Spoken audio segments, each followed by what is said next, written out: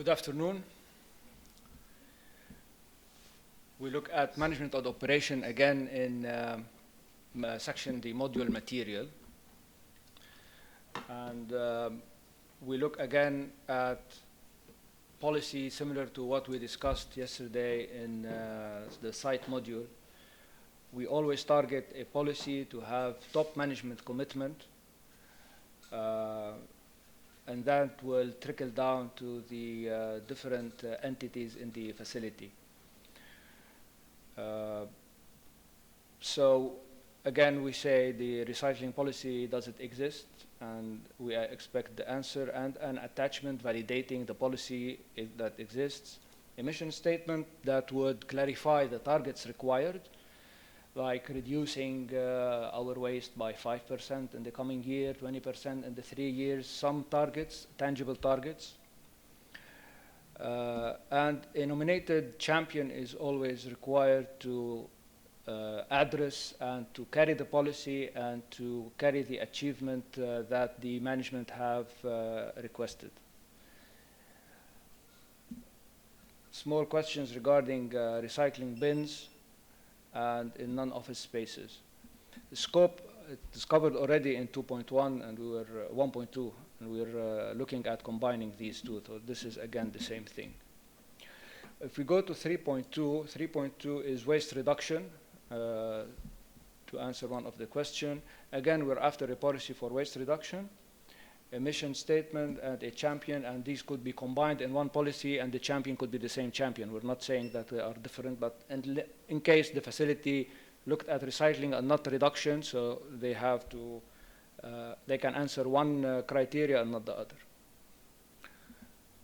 And there is a policy that stresses on purchasing reusable items over one-time use items, like commodities in custodial services, purchase in bulk rather in small quantities, have refillable bottles that can be distributed to different teams, such measures like that. Scope, we look at some approaches in waste reduction. Double-sided printing, that's a policy and disseminated across the facility. Process optimization to reduce printing is another approach to reduce paper use. Automation towards paperless environment. Reusing envelopes, binders, and folders. Using non-disposable cups and cutlery versus the paper cups and the plastic cups.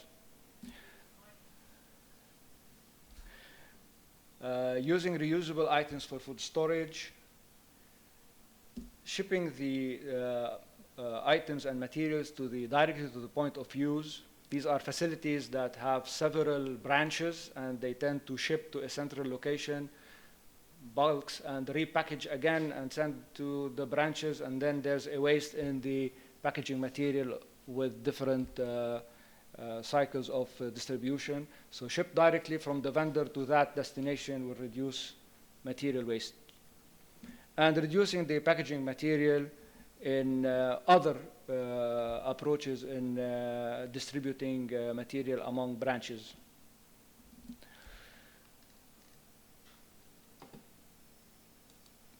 Three point three is awareness of waste management. And in policy and awareness, we target the angle of human behavior. And in my early days, I've tended, frankly, to ignore the human factor in our work and focus on the technical. And you would find it like it accounts for more than 50% of what we need to do in sustainability. We can build it right and operate it for 3 years, and we lose all the efforts that we've put in doing the construction.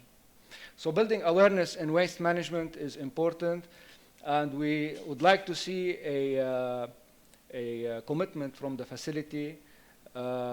Waste management policies are well communicated.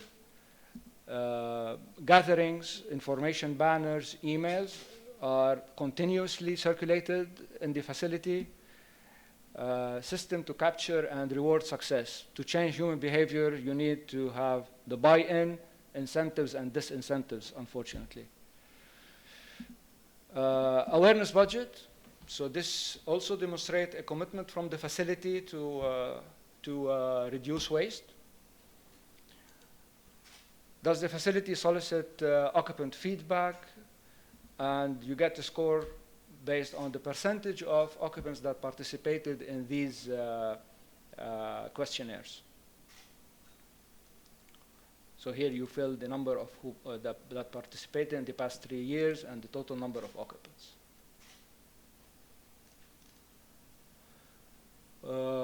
We go to, yeah? Can you explain a little bit about the thresholds related to the number of occupants, 50%, all these details? Please, we have time. Okay, yeah, sure.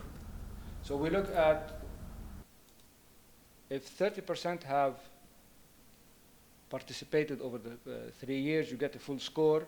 So 50% and above, you get a full score. And then it's linear from 0 to 50%. So if 20% have provided feedback, then the score is 0.67. And this is directly reflected in the total score. And this has a weight of 5 relative to the others. So here I would just like to emphasize about the educational purpose of this green building rating system. So when the users will get this information, detailed information, description about this criterion, they will know a lot of information how to behave. What are the requirements from them to behave well, to be considered behaving well? So they are involved. They are involved by minimum here. It is answering, yep, whatever their answer is. So they will not be penalized on a negative answer. So they just have to answer, and when they will answer, it means that they have understood the question, and this is our objective.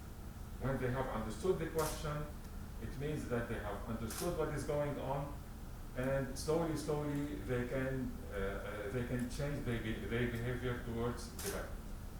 So this is what we are doing, and especially in management and operation, because this is the big part of the life cycle of the building.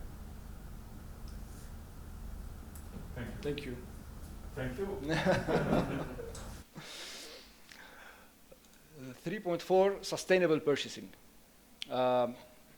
Most facilities will have a purchasing policy. The purchasing policy will require that the buyer gets 3 different quotations from 3 different suppliers and then awards to the lowest bidder. If we're buying paint, VOC-free paint will not be the lowest bidder. So this has to be in the policy and the specifications. So he's disqualified for not complying with the specifications. Painting the building with VOC-free paint in 3 years, it will no longer have VOC-free paints because we have to paint the facility in 3 years. These things have to be in a purchasing policy. The mission of the policy is there, and a champion, and the scope is to cover, let me free the view.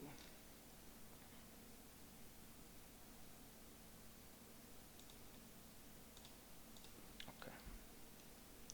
So then we ask, what does the policy require? Do you require to procure paper products that are recycled, office supplies that are recycled, cleaning supplies that are environment friendly, biodegradable trash bags? For each you will get a score. Paint, VOC-free, adhesives, VOC-free, furniture that are eco-friendly, fabric, and certified green appliances. So for each yes that the policy applies and the facility responds, you will get a score. The weight is distributed equally and is reflected on the total score of that criteria.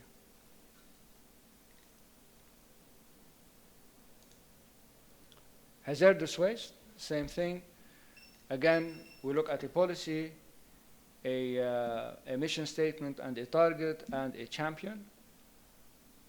And the scope, we look at batteries, electronics, CDs, DVDs, cooking oil, equipment lubricants, refrigerants, tires, automotive batteries, medical waste specifically to healthcare facilities, radioactive healthcare facilities, toxic healthcare facilities, and asbestos-containing material.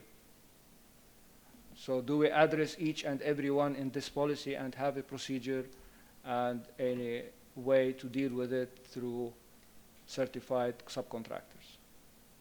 Can you just show them how they are structured with the ticks,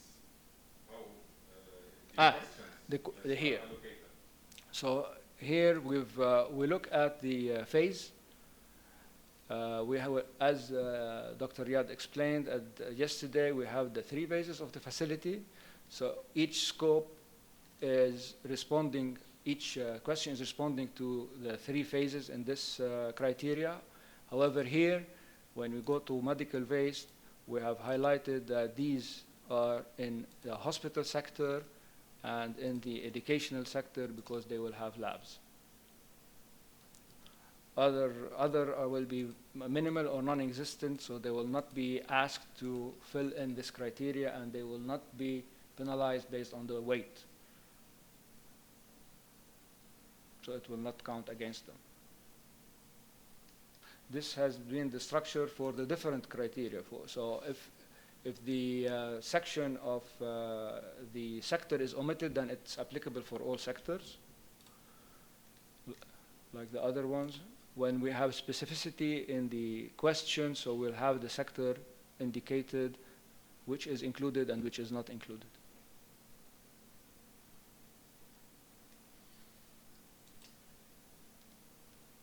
That's all for management operation on the material side.